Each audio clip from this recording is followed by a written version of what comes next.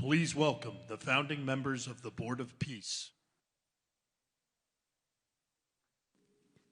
The Minister of the Prime Minister's Court of the Kingdom of Bahrain.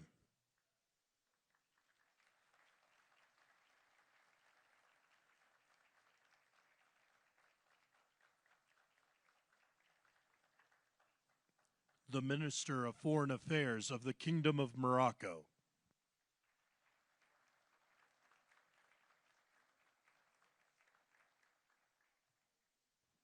The President of the Argentine Republic.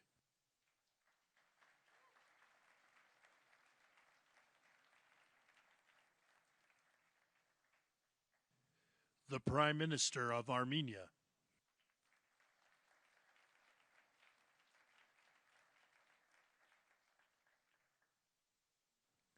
The President of the Republic of Azerbaijan.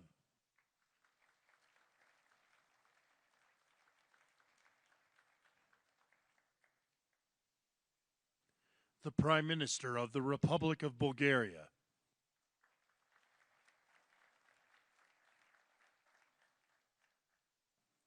The Prime Minister of Hungary.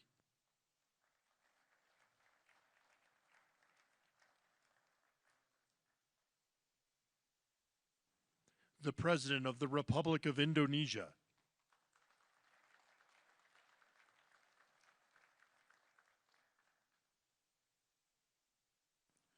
The Deputy Prime Minister and Minister of Foreign Affairs and expatriates of the Hashemite Kingdom of Jordan. The President of the Republic of Kazakhstan.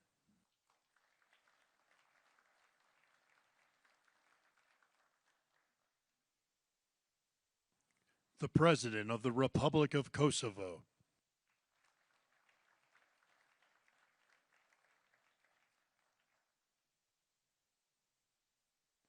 The Prime Minister of the Islamic Republic of Pakistan.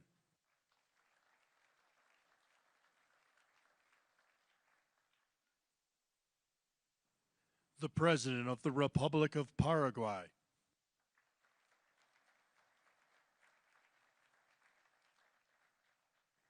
The Prime Minister and Minister of Foreign Affairs of the State of Qatar.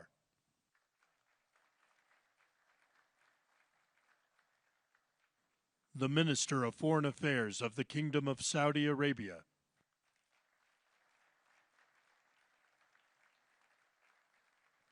The Minister of Foreign Affairs of the Republic of Turkey.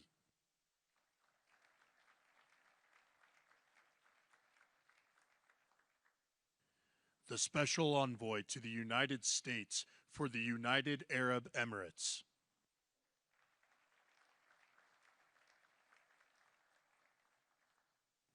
The President of the Republic of Uzbekistan.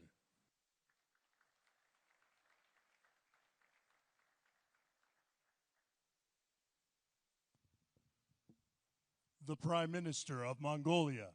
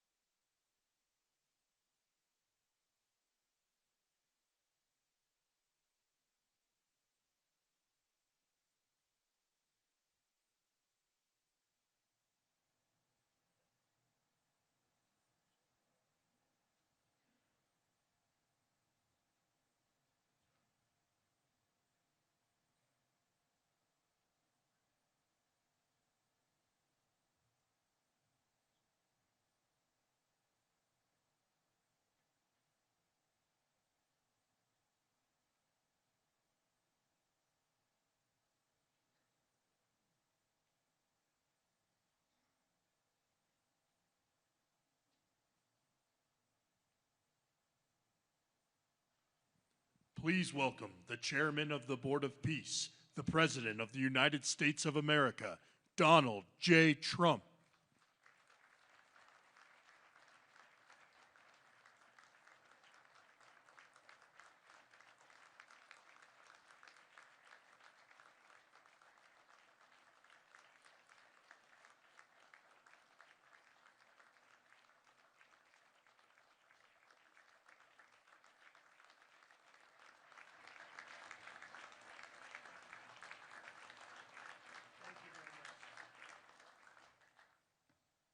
Well, this is a very exciting day, long in the making, and many countries have just received their notice, and everybody wants to be a part of it, and we'll work with many others, including the United Nations. But I want to thank you all for being here. Yesterday we had an incredibly successful visit with many of the world's top business leaders, the best, the biggest, most successful, and foreign heads of state. And now we have one of the most important meetings of all, the official formation of what is known as the Board of Peace. I want to thank the Secretary of State, Marco Rubio, Special Envoy Steve Witkoff, and Jared Kushner, and their extraordinary work. I mean, they have done an amazing job. We have peace in the Middle East. Nobody thought that was possible. We've settled 8 wars, and I believe another one's coming pretty soon. You know what that is? The one that I thought was going to be an easy one. It's turned out to be probably the most difficult. Last month, 29,000 people died, mostly soldiers, in Ukraine, Russia. Think of that, 29,000, 27,000, and 26,000 in the month before that. It's terrible. But we have meetings and we think we're making a lot of progress. Thanks as well to Secretary Scott Bessent, Howard Lutnick, and Chris Wright, U.S. Trade Representative, Jameson Greer. They're all doing such an incredible job. Ambassador Callista Gingrich, who is here, doing a fantastic, really fantastic work. Thank you, Callista. And many other members of my administration who are so committed to peace, and they're also committed to great success. Very importantly, let me recognize the very first group of distinguished members of the Board of Peace. They will be introduced by name in just a moment. Caroline will be doing that introduction. And to each and every one of you, we are truly honored by your presence today.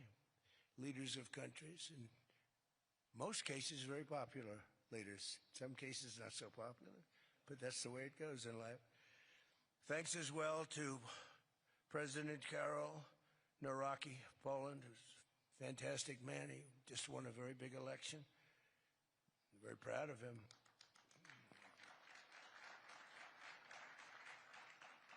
Amazing.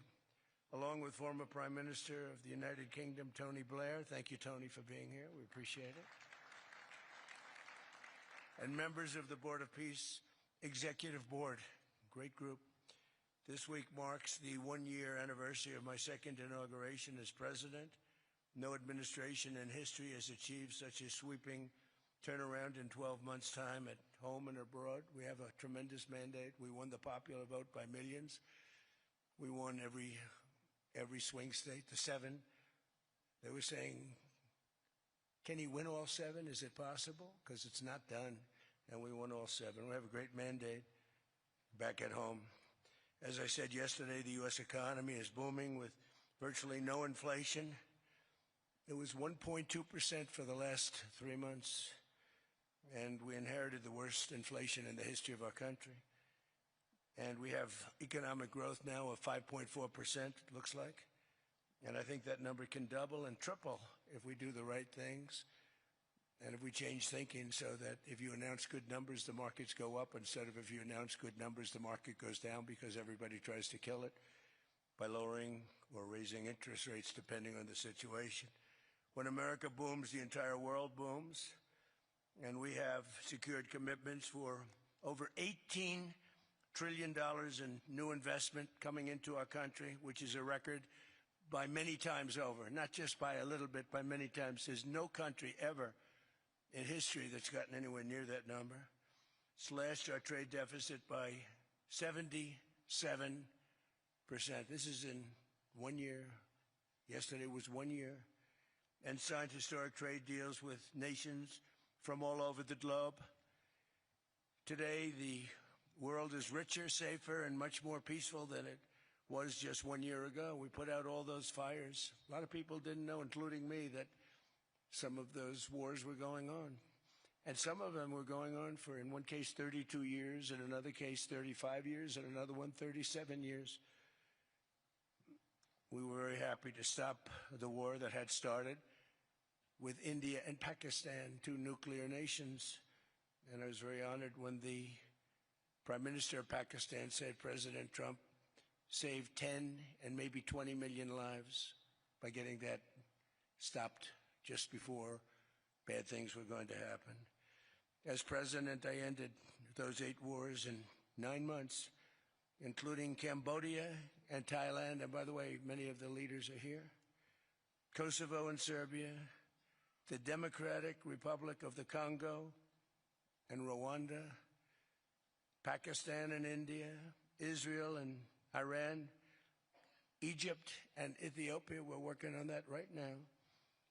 I met yesterday with a very good general and a very good leader of Egypt. We're working on a dam that was built which precludes the Nile River from getting water. It's a little tough situation, but we'll get that settled. I really had it just about settled in my first term, and then we had a rigged election. Took me out of commission for a little while, but here I am back. We'll get it settled. But it's a pretty tough situation. A dam was built, and the water doesn't come down to the Nile. When I think of Egypt, I think of the Nile, but I think of the Nile with water in it. Armenia and Azerbaijan, a lot of these leaders have become my friends. They become my friends. They're here. And, of course, the war in Gaza, which is really coming to an end. We have little fires that we'll put out, but they're little. They were giant, massive fires, and now they're down to little fires. We can put them out very easily. We have 59 countries that are involved in peace in the Middle East. Many of them not in the Middle East. They're near the Middle East, but they're not in the Middle East. And many have said that if Hamas doesn't do what they promised they would do, and I think they probably will, but they were born with rifles in their hands, literally born. The first day they had a rifle put into their hands, but they have to give up their weapons, and if they don't do that, it's going to be the end of them. But many countries have told me, we want to go in and do it, and they really aren't countries that you traditionally think of as being involved in that. But that's a fire. Hezbollah in Lebanon, we have to do something about that. But these are, I call them remnants, small remnants compared to what it was before. It was massive, large, powerful countries fighting each other. In another great victory for the ultimate goal of peace, in June, we obliterated Iran's nuclear enrichment capacity with Operation, we call it Operation Midnight Hammer. And it was midnight, it was dark, no moon, and every single one of those bombs from the B-2 bombers hit the air shafts and went deep into the earth and totally obliterated everything that they were doing. They were 2 months away from having a nuclear weapon. Can't let that happen. And Iran does want to talk, and we'll talk. We've also hit ISIS in Syria, and very strongly, as you know. In my first administration, I took out al-Baghdadi, the founder of ISIS, and he was trying to start it up again because due to the tremendous talent of General Raisin Kane, as I call him, he wiped out ISIS in a period of 3 weeks in my first term. You know, we had a great first term, but the second term is, I think, blowing it away, actually. But we took out ISIS, and we had, it was gone, but during the Biden administration, it formed again a little bit. We hit it very hard in Syria. And Syria, by the way, I spoke with the president, is making a lot of progress, tremendous progress, actually. We're very happy about that. We took off all sanctions, which gives them a chance to breathe. And he is working very, very hard, and I think he's going to put it all together. So many things are happening, many good things.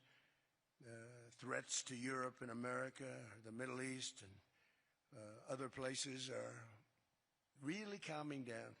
It's a lot different than it was just 1 year ago. Just 1 year ago, the world was actually on fire. A lot of people didn't know it. And in Nigeria, we're annihilating terrorists who are killing Christians. We've hit them very hard. They've killed thousands and thousands of Christians. What's that all about?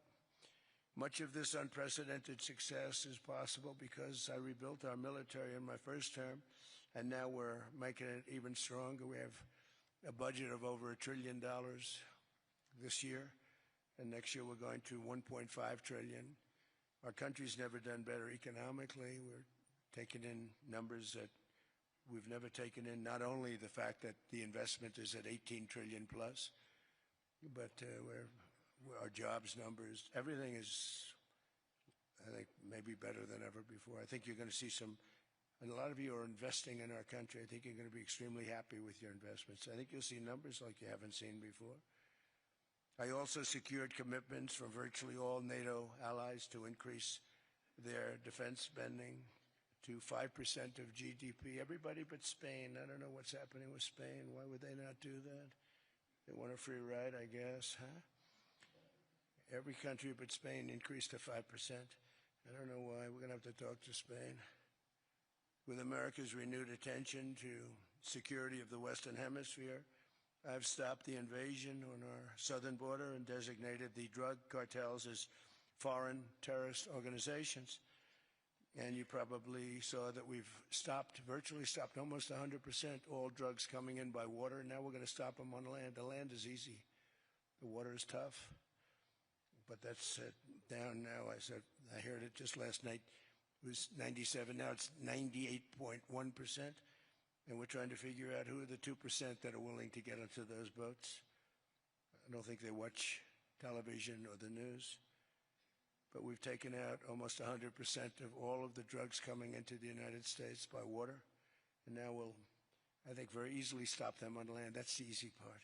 We wanted to wait till the other was taken care of. And earlier this month, thanks to the unrivaled skill, power, and might of the U.S. military, we have the most powerful military in the world by far. We captured the outlaw dictator Nicolas Maduro, and the people of Venezuela are very happy about it. And we're having great relationships with the leaders of, the new leaders of Venezuela. The relationships have been good. We're opening up the country to our giant oil companies, and it's going very well. We've already taken out, think of this, 50 million barrels of oil, and a lot of that's going to go back to Venezuela. They'll do more income with us in a short period of time than they did in years, because as much oil as they have, and they have a lot, just about the most. After us, there's a couple of countries that are in that category, but we have the most, actually, and they're second between Venezuela and us. We have 62% of the world's oil, but they have very little production, so they'll have a lot of production. All the oil companies, we had meetings, you probably saw, all the oil companies want to go in. They want to go in immediately. They're already touring the sites. But our military was amazing. That strike was amazing.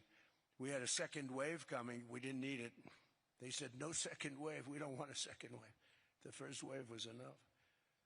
And, of course, we're working to end the horrible killing in Ukraine, a war that should never have happened and would have never happened if I were president. That was not going to happen. I used to speak to Vladimir Putin about Ukraine, and it was the apple of his eye, but he would never have ever done it. Said that, you can't do that, Vladimir. As part of this historic record of major peace initiatives, today we're announcing more details regarding the Board of Peace, so important. This board has the chance to be one of the most consequential bodies ever created, and it's my enormous honor to serve as its chairman. I was very honored when they asked me to do it. We had an idea to do it, and then they came, they said, you be the chairman. And but I take it very seriously. We have a great group of people and incredible young people that are leading it from within. It's running beautifully, started already. And every country, just about every country, wants to be a part of it. And we just sent out the letters a couple of days ago, and these are just the countries that are here. They happen to be in Davos. So we said, would be honored if you wanted to join us up on the stage. And it's really great. They're friends of mine. I think, let me see. Yeah, every one of them is a friend of mine.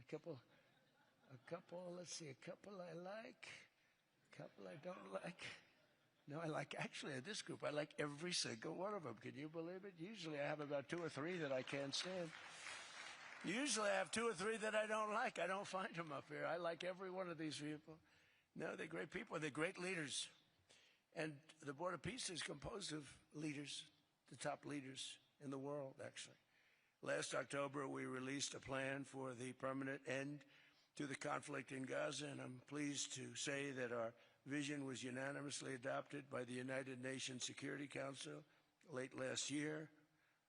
Under phase 1 of this plan, we have painstakingly maintained that Gaza, and we're going to have it very strongly, and it's what we have. Maintained the Gaza ceasefire, delivered record levels of humanitarian aid. We've given aid. You know, you used to hear all the people were starving and it was terrible. Now you don't hear that anymore. We've delivered record levels of humanitarian aid. I want to thank the United States, but I want to thank some of the countries that are sitting right up here, because they've sent great aid, aid also in the form of money, where we go out and purchase food, and you don't hear those stories anymore with people starving. And secured the release of all 20, we secured the release of all 20 living hostages. Now, I want to thank Steve Witkoff and Jared and everybody for working so hard. They worked so hard, but there were 20 remaining living hostages. Now, we got hundreds out, but the last 20, I said, boy, that's going to be a tough one. I said that a year before, and it was a tough one, but we got them. Got all 20, every one of them. And we had also about 28 that were dead, but the parents wanted them just as though they were living, just as much. Some cases, it almost seemed more. It was amazing, actually, the love. But their boy had been killed in just about all cases, young men.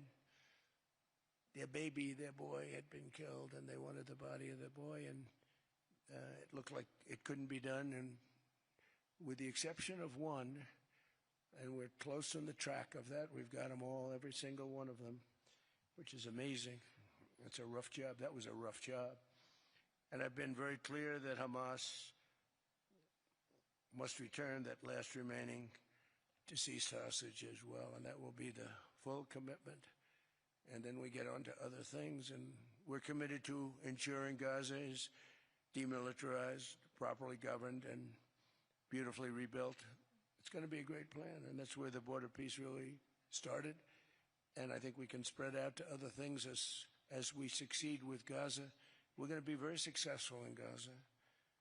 It's going to be a great thing to watch, and we can do other things. We can do numerous other things. Once this board is completely formed, we can do pretty much whatever we want to do, and we'll do it in conjunction with the United Nations. You know, I've always said the United Nations has got tremendous potential, has not used it, but there's tremendous potential in the United Nations, and you have some great people at the United Nations, but so far it hasn't. You know, on the 8 wars that I ended, I never spoke to the United Nations about any of them.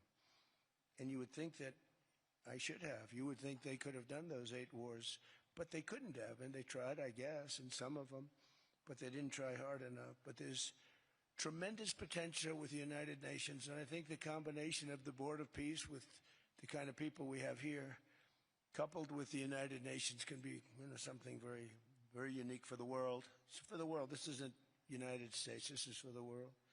As everyone can see today, the first steps toward a brighter day for the Middle East and a much safer future for the world are unfolding right before your very eyes.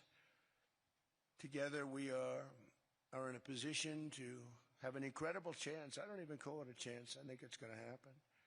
To end decades of suffering, stop generations of hatred and bloodshed, and forge a beautiful, everlasting, and glorious peace for that region and for the whole region of the world, because I'm calling the world a region. The world is a region. We're going to have peace in the world. And boy, would that be a great legacy for all of us. Everybody in this room is a star, or you wouldn't be here. There's a reason that you're here, and you're all stars.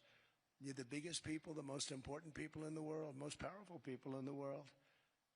And when you use that genius that you have, that very unusual, very inspired genius, when you use that for peace, the opposite of peace has no chance. So I just want to say it's tremendous to be with you, and I think this is something that we're doing that's very important. This is the most important. I was so looking forward to being here, and yesterday was a tremendous success. A lot of good things happened, but this was something that I really wanted to be here and do, and I could think of no better place because so many people were together. And now to bring the Board of Peace into full force, I ask Sheikh Isa of Bahrain and Foreign Minister Barita of Morocco to join me in signing and ratifying the Board of Peace Charter. Thank you very much, everybody. Appreciate it. Thank you.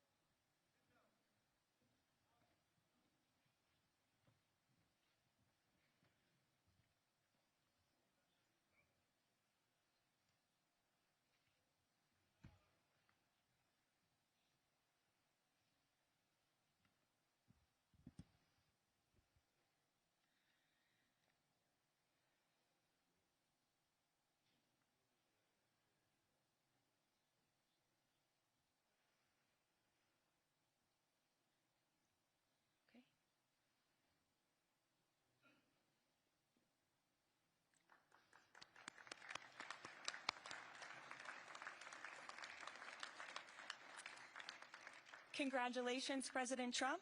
The charter is now in full force, and the Board of Peace is now an official international organization.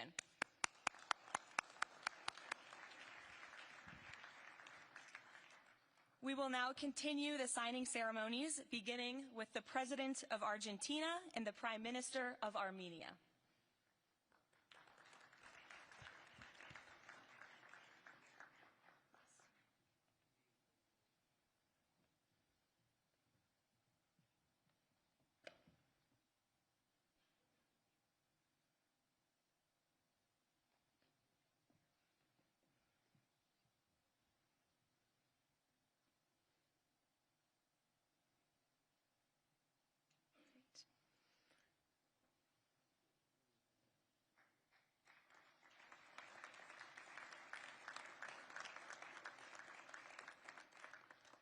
Next up, the President of the Republic of Azerbaijan and the Prime Minister of the Republic of Bulgaria.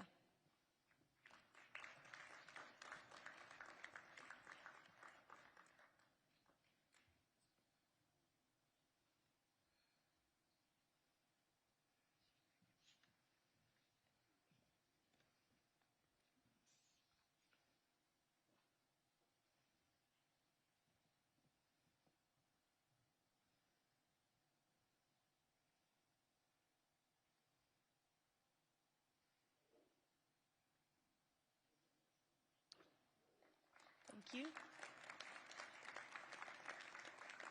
Next, the Prime Minister of Hungary and the President of the Republic of Indonesia.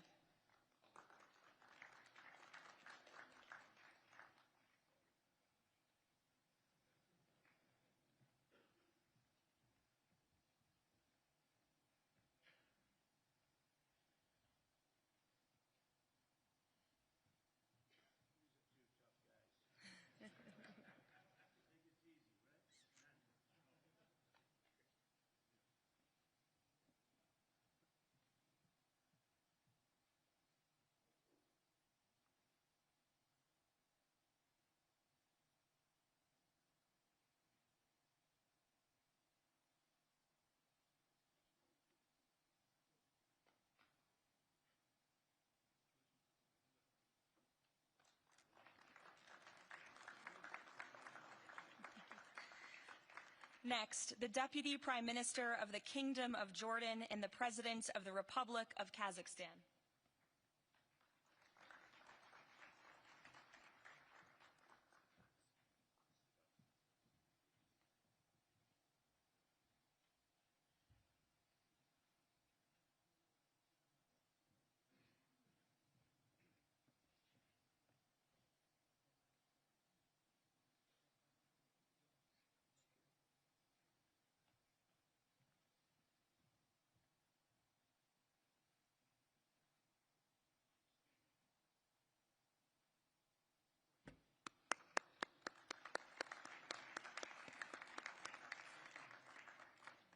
Next, the President of the Republic of Kosovo and the Prime Minister of the Islamic Republic of Pakistan.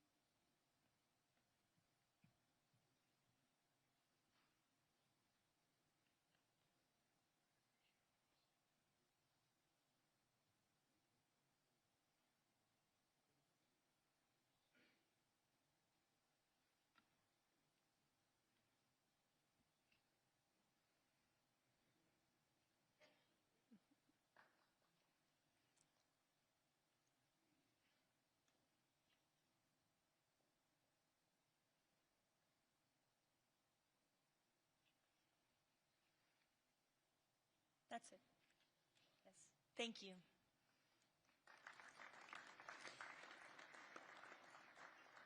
Next, the President of the Republic of Paraguay and the Prime Minister of the State of Qatar.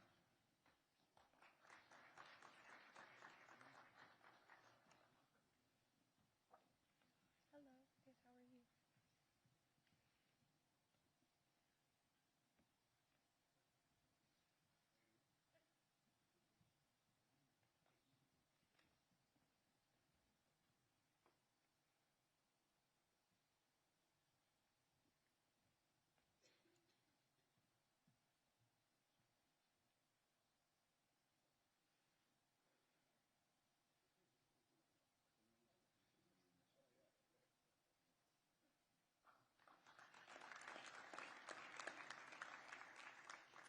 Next, the Minister of Foreign Affairs of the Kingdom of Saudi Arabia and the Minister of Foreign Affairs of the Republic of Turkey.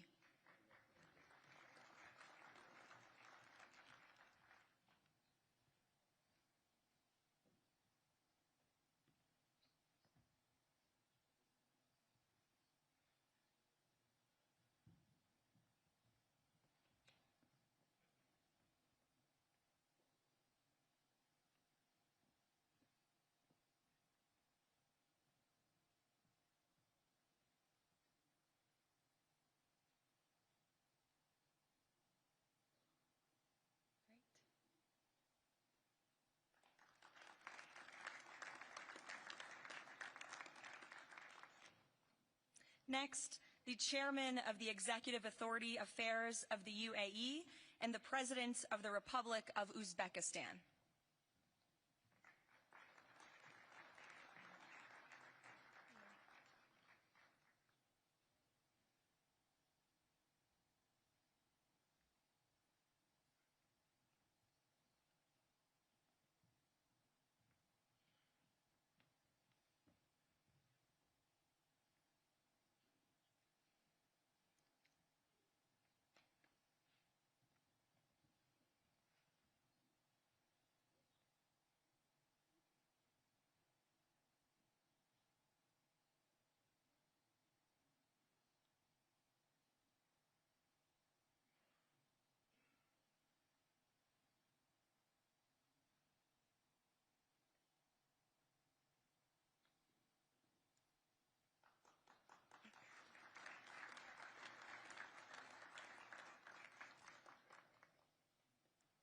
And last but not least, the Prime Minister of Mongolia.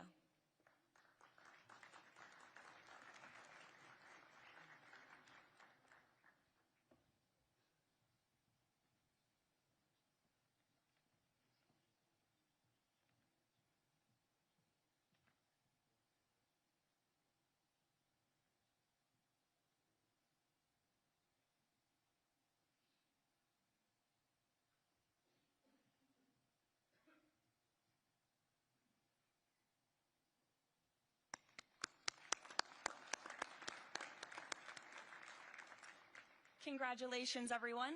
This concludes the signing ceremony. If President Trump and all of the Board of Peace members could please join the President around the table, The President is now going to sign the inaugural resolution that will resolve the Board of Peace's Gaza mandate per the United Nations Security Council Resolution 2803.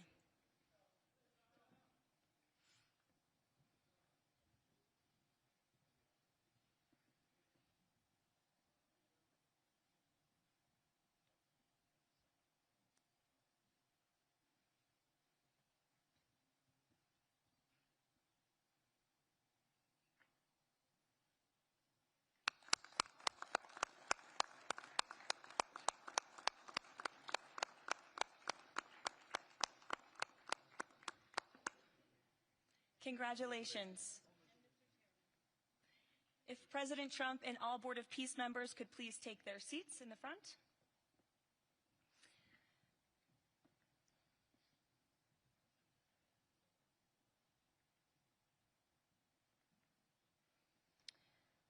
Now it is my honor to introduce the United States Secretary of State Marco Rubio, who will speak about President Trump and his accomplishments. Without further ado, Secretary Rubio.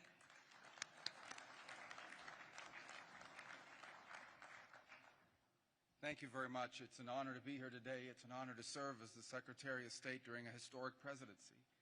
And it's a historic presidency because the President of the United States, Donald J. Trump, is someone who is not limited by what others say is possible or what others say is impossible. He's not limited by some of the things that have happened in the past, and he's willing to talk to or engage with anyone in the interest of peace, always putting the American people and our national security first, but understanding that in the world that we share with so many others, peace is paramount to all of us. We are here today because of President Trump's vision. If we go back just a few months ago, people thought what was happening in Gaza was impossible to solve. 28 hostages that were dead, others that were still living, all these hostages that were being held. No one thought that that would ever come to a resolution without more fighting and more bloodshed along the way. In fact, frankly, many thought it was intractable. And sadly, many of the institutions that have served us well, in many cases, for the last 70 years, were unable to do anything about it. But President Trump had the vision and the courage to dream the impossible, to believe that it was doable, and to pursue it with all of his heart. And he was in that capacity assisted by an extraordinary team, and I think both Jared and Steve deserve a tremendous amount of credit, Jared Kushner and Steve Woodcock, for all the work they put in. And all of our partners here today. And now we have this Board of Peace, who I believe's possibilities are endless. Obviously with a focus, first and foremost, on making sure that this peace deal in Gaza becomes enduring. And I know this president has it as his highest priority and will give it everything he has to make sure that this is successful. I also want to acknowledge the extraordinary leaders that are here today. This is not just a Board of Peace, this is a Board of Action. Just like President Trump is a president of action. A lot of times people like to give speeches. I've been to many of these forums, and they're not useless, and they're not, they have utility in many cases. But oftentimes in international affairs, we often find ourselves at events where people are reading these scripted statements, these strongly worded letters that they put out, but no action. Nothing happens. This is a group of leaders that are about action. And the President of the United States is a president of action, of getting things done. And today is the beginning of that, of a new era and a new stage that we think is so important as a model to the rest of the world of what is possible. And clearly the focus is right now on Gaza and making sure that the plan that's about to be presented to you here today, this vision for the future of Gaza, this vision for the future of the region, is not just possible and promising. It is our destiny if we put the time and the effort that it requires, as I know this board will do. But I also think it will serve as an example of what's possible in other parts of the world. Without losing focus on what's before us now, this is what's possible for other places and other conflicts that seem impossible to solve right now. So I want to, on behalf of the United States, on behalf of the team that worked so hard on this, thank every single one of the leaders that are here today and all the countries that have committed to joining, and many others who are going to join.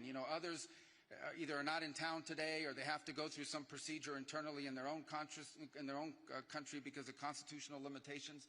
But others will join. Many want to be a part of this effort because it is going to be a successful effort. And you see it reflected here today among countries of different backgrounds from different parts of the world, majority Christian some, majority Muslim others, who've come together. In fact, former adversaries who have joined here as part of this Board of Peace. And all was possible, and I want to acknowledge this again, because of the vision and the drive of the President of the United States. So thank you all for joining us here today. We appreciate it very much.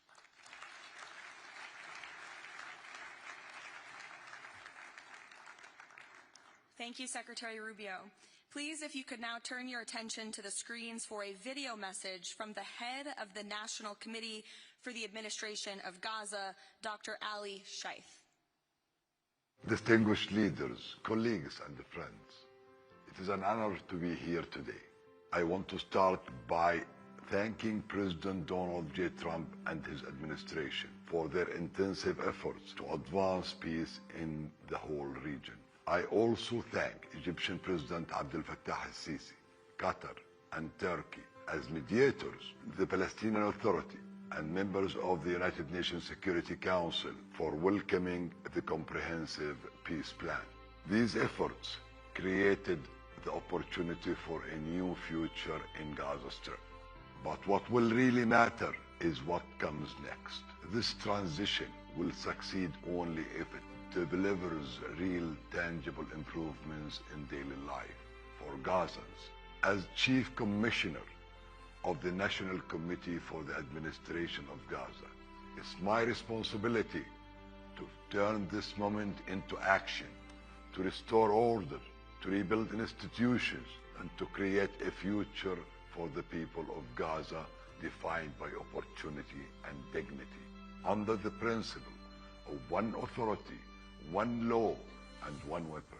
As a first step, I am pleased to announce the Rafah crossing will open next week in both directions. For Palestinians in Gaza, Rafah is more than a gate. It is a lifeline and symbol of opportunity. Opening Rafah signals that Gaza is no longer closed to the future and to the world. I want to be clear, there is much more work ahead, and none of it is easy. The road forward will involve difficult decisions and setbacks, but this is a real step, and it marks a new direction. Now, I would like to address the people of Gaza. من أرض الكنانة أتوجه الآن بكلمتي إلى أبناء شعبنا الصامد الصابر في قطاع غزة. لقد صمدتم وحافظتم على أسركم وأرضكم خلال سنوات عصيبة هجاف صبرت أعماقكم وكل الحدود. إن صمودكم الأسطوري له أعظم ما قدمت غزة، وهو الأساس الذي سنبني عليه سويا مستقبلنا. إن هذه اللحظة ليست للنظر إلى الخلف، بل المضي قدما نحو مستقبل زاهر مشرق، مستقبل ينشأ فيه أبناؤنا بلا خوف وقلق. يكافأ العمل وتفتح المدارس وتستعيد الحياة اليومية استقرارها وأمنها. إن المرحلة المقبلة تتطلب تضافر الجهود من قبل الجميع، ولكنكم لن تواجهوها وحدكم. أصواتكم لها وزن، وأعمالكم لها أثرها، والتزامكم بالسلام وإعادة بناء مجتمعاتكم ستحدد ملامح قطاع غزة الجديد. خطوة بخطوة وبالانضباط والعزيمة سنبني غزة قادرة على الاعتماد على ذاتها، ونرسم مكانها كمركز للحرية والفرص والسلام. Today I ask the international community not only to support this effort, but to work with us. Judge us by our actions, hold us to clear standards, and stand with the people of Gaza as we take this responsibility for our future. Thank you, ladies and gentlemen.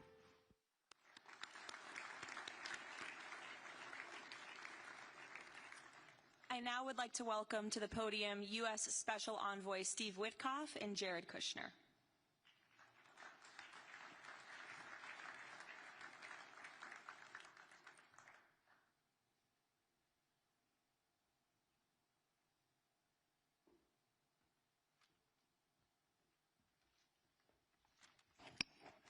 Thank you, everyone, and welcome here. This is really my honor to be up here speaking.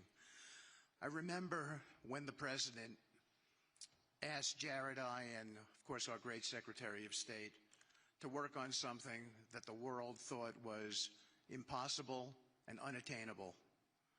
But the President, on this peace deal for Gaza, as on all other deals we work on his behalf, said we had to try. And of course, we were inspired by that. We have achieved a peace deal in Gaza. We have brought the hostages home, all of the bodies except for one, and we will bring that body home too.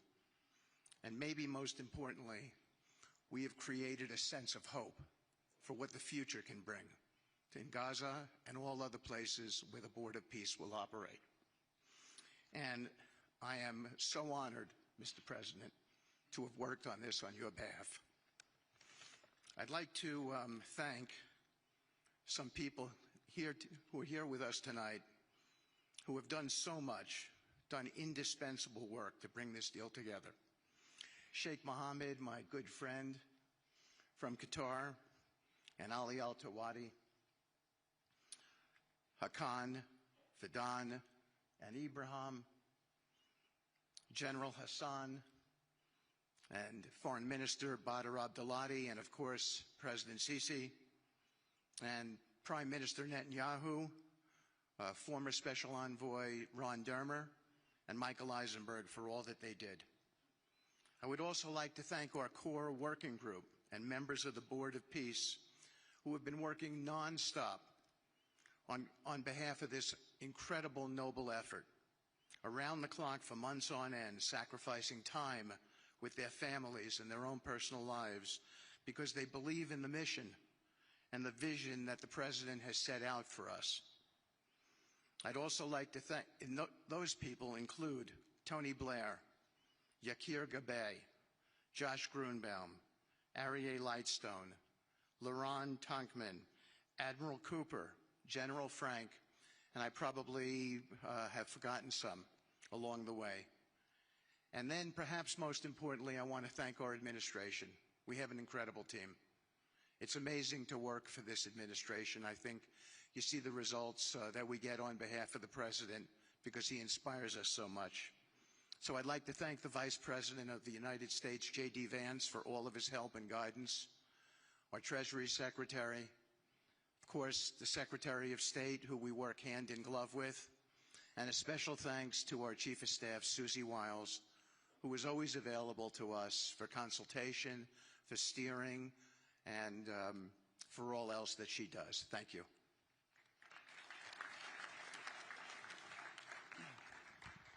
Thank you, Steve. And I have to say, one of the great honors for me of being able to work on this has been working with Steve, who really is as brilliant as he is. His heart is tremendous. He's a lot of fun to be with. And even in some of these, very difficult moments where we didn't think things were happening, working together really was an amazing treat. I'm going to go now today just through a couple quick slides just to show you the progress that's been made in the last couple months. It was just over 100 days ago that we got the final deal done, and everyone was celebrating and joyous about the hostages coming home and the end to this long war that nobody thought was possible.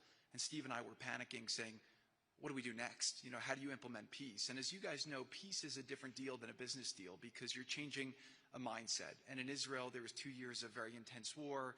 For the people in Gaza, there was more than just 2 years of war. They had 20 years of hopelessness being ruled by a terrorist organization.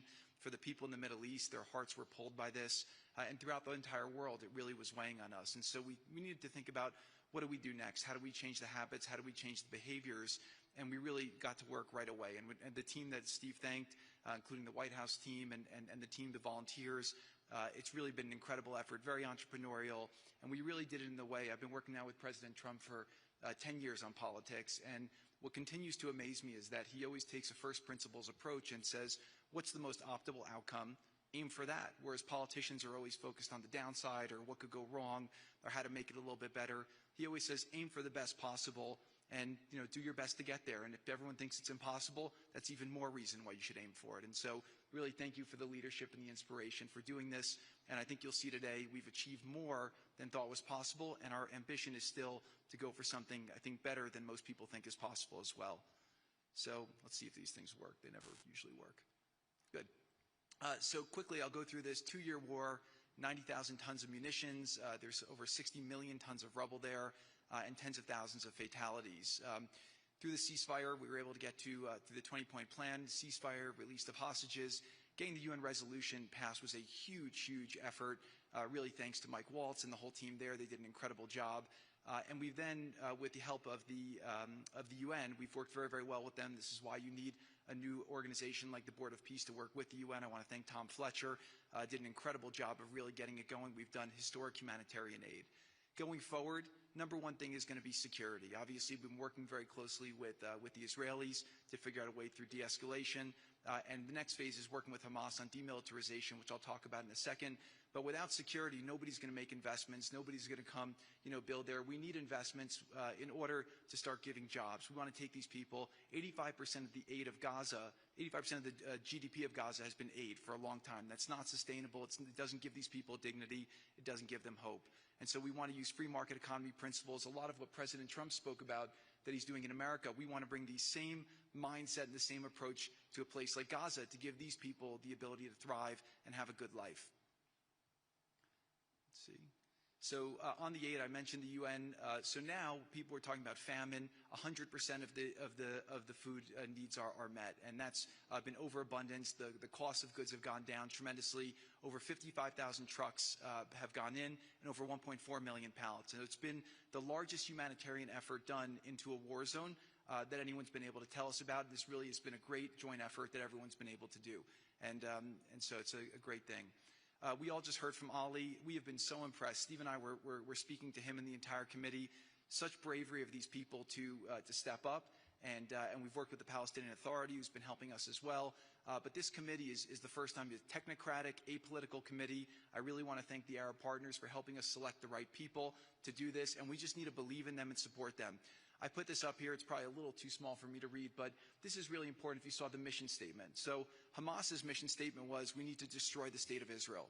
That has not worked well for the people, as we've seen. Their mission statement is, we are committed to establishing security, restoring the essential services that form the bedrock of human dignity, such electricity, water, healthcare, and education, as well as cultivating a society rooted in peace, democracy, and justice, operating with the highest standards of integrity, transparency.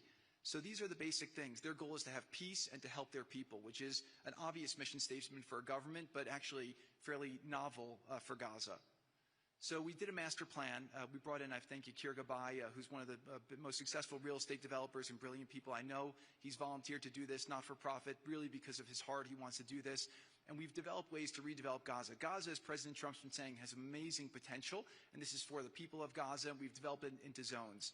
In the beginning, we were toying with the idea of saying, let's build a free zone, and then we have a Hamas zone. And then we said, you know what, let's just plan for catastrophic success. Hamas signed a deal to demilitarize. That is what we are going to enforce. People ask us what our plan B is. We do not have a plan B. We have a plan. We signed an agreement. We are all committed to making that agreement work. There's a master plan. We'll be doing it in phasing. In the Middle East, they build cities like this in 2-3 million people. They build this in 3 years. And so stuff like this is very doable if we make it happen. Rafa will start with. This will show a lot of workforce housing. We think this could be done in 2-3 years. We've already started removing the rubble and doing some of the demolition. And then New Gaza. It could be a hope, it could be a destination, have a lot of industry, and really be a place that the people there can thrive, have great employment.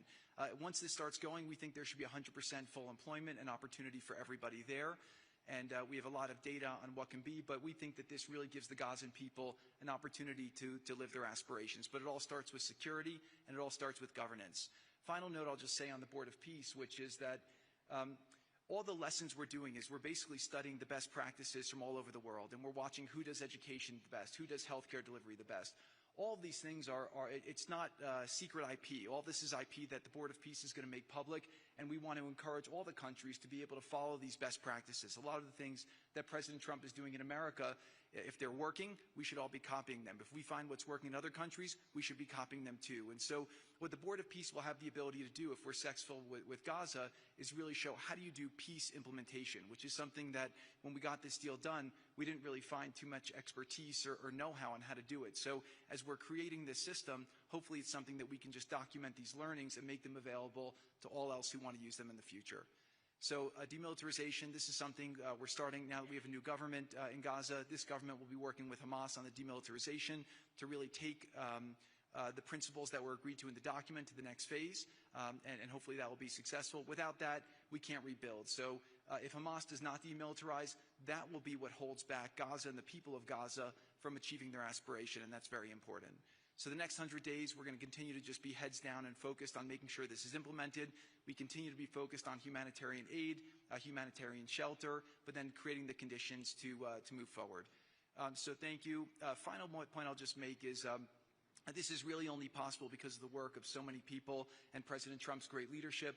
But a lot of you have been asking, how can we help? So the countries have all been incredibly generous. We'll be doing the first conference where we'll announce a lot of the contributions that will be made in a couple weeks in Washington. From the private sector, there'll be amazing investment opportunities. I know it's a little risky to be investing in a place like this, but we need you to come, take faith, invest in the people, try to be a part of it. And then finally, I'll just talk to people on the media and on the social media, which is this deal only happened because we worked with Israel, we worked with Turkey, we worked with Qatar, we worked with Saudi, we worked with Egypt. I mean, everyone worked together. We worked with UAE. We all worked together to make this happen. I see a lot of people trying to escalate, criticizing Israel or Israelis criticizing Turkey or Qatar. Just calm down for 30 days. I think that the war's over. Let's do our best to try working together. Our goal here is peace between Israel and the Palestinian people. Everyone wants to live peacefully. Everyone wants to live with dignity. Let's put our efforts towards promoting those who are doing the work to build this up, like Ali and his committee. Let's focus on the positive stories, and let's just calm down, turn a new chapter, and if we believe that peace is possible, then peace really can be possible. So we're going to continue to work every day. We need all of your help to do it. And again, I just really want to thank President Trump for his leadership in doing this. This would not have been possible without your commitment to this. Everyone thought it was impossible to end this war. You never gave up. You never stopped. Every time there was a setback, you told us to try harder. You gave us different ideas. And we've made several impossible things happen just in Gaza to date, and there's no reason why we shouldn't be able to make even more impossible things happen. So really thank you for your amazing leadership.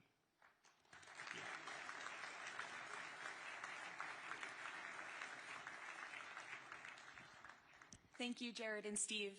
Now I would like to introduce and welcome to the podium the High Representative for Gaza, Nikolay Mladenov.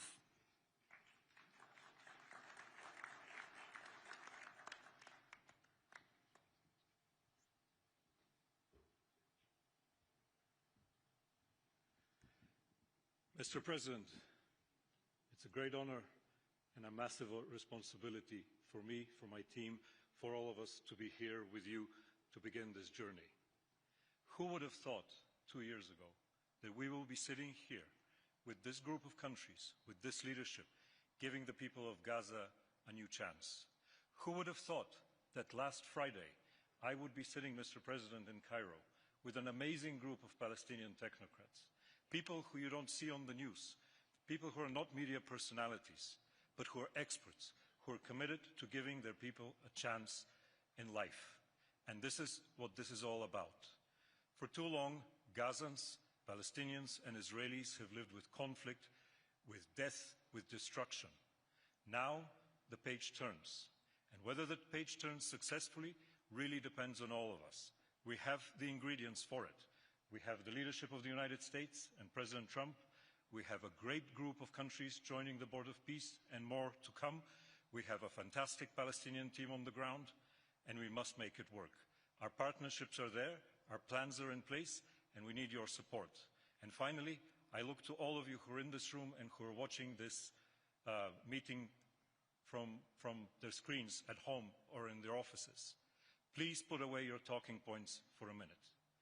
Please put away your fears. Please put away your concerns. Please stop listening to the rumors and to the gossip. Focus on what we have to do today, because the future of 2 million Palestinians is at stake, and if we give them a chance, we will do more than that. We will create opportunities for 1 billion people who live in the Middle East and beyond, and who are responsible, also who want to see transformation and a chance in life for the future. So please join us on this journey, join the Board of Peace, and join us in supporting this excellent initiative. And thank you again, President Trump and the United States, for taking this decisive leadership forward.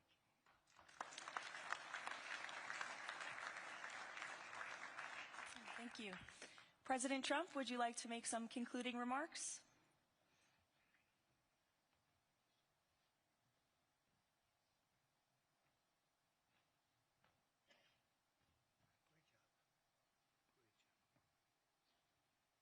Well, I just want to tell you it's all happening.